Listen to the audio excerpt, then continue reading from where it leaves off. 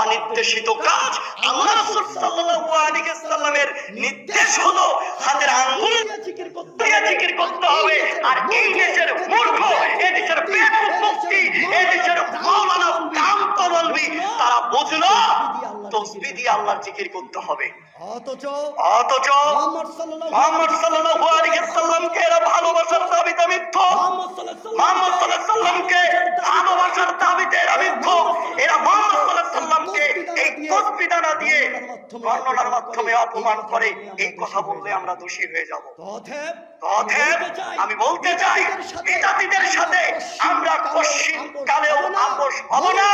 মনে রাখবেন প্রিয় দিনী ভাইরা, আপনারা ওয়াদা করেন আপনার ঈমানি যাত্রা হবে এমন যে আপনি মরে যাবেন তবুও তাসবিহ দানা দিয়ে আল্লাহর জিকির করবেন না আঙ্গুল ছাড়া।